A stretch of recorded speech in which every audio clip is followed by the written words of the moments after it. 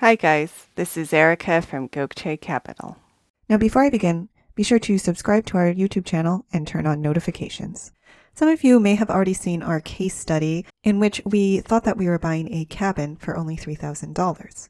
Now I'm not going to give away the whole case study here, although I'll give you a sneak peek at the end of this video, but suffice it to say that if we had gotten a survey done, we would not have been so excited about this supposed deal.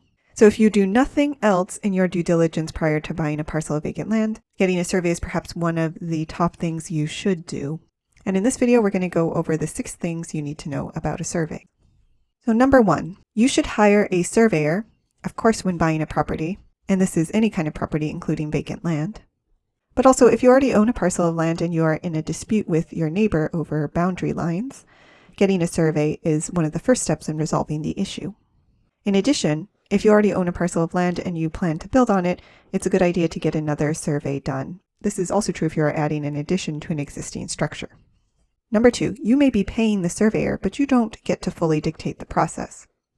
Surveyors need to follow specific guidelines. Thus, if you are in a dispute with your neighbor and you think that you can pay a surveyor to produce a document that shows property lines following in your favor, you may be disappointed. Number 3, there are different kinds of surveys to meet different needs.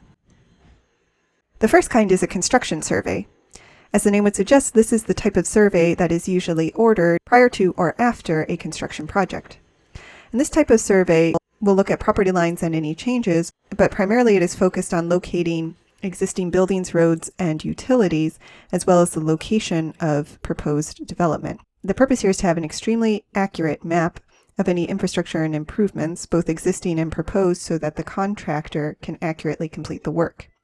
In addition, this kind of survey is usually done after construction to verify that the construction was done in compliance with the plans. The kind of survey that you will most likely order when you are buying property is a land or boundary survey.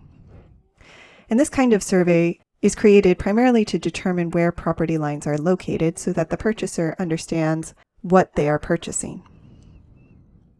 And finally, there are geodetic surveys.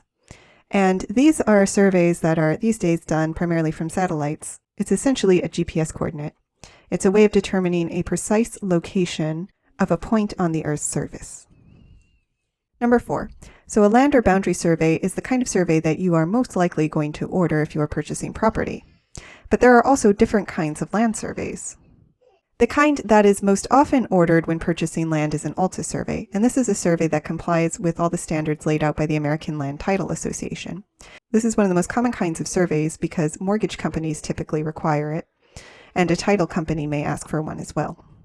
But if you are buying a property with cash, you are sometimes able to order a simple boundary survey. So this can be a survey that simply shows the boundaries of the property without all of the other items that would typically come with an ALTA survey.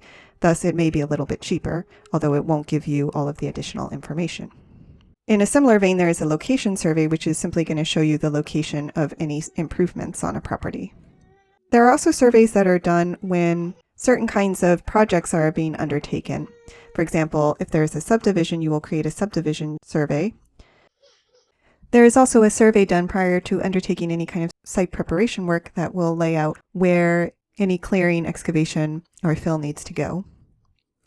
And finally, there are topo surveys, and these lay out the vertical dimensions of the property and changes in elevation across the range of the site. Number 5, there are many circumstances in which a survey may be recorded with the county. And if this is the case, you are able to pull up old surveys of your property so long as they are of public record. So before commissioning a survey, if your seller says they do not have one, you can take a quick look through the county or city clerk or recorder's records to see if one is available. You may also give the building department a call to see if there were any permit applications associated with the property and whether a survey was filed as part of the application. Number 6, as you may expect, a land survey does come with a cost, and it is not necessarily cheap. Depending on the work involved in the kind of survey that you are purchasing, you should expect to spend anywhere from a couple $100 to $1,000. And this is the primary reason why land purchasers will avoid a survey prior to buying the property. But surveys do provide many advantages.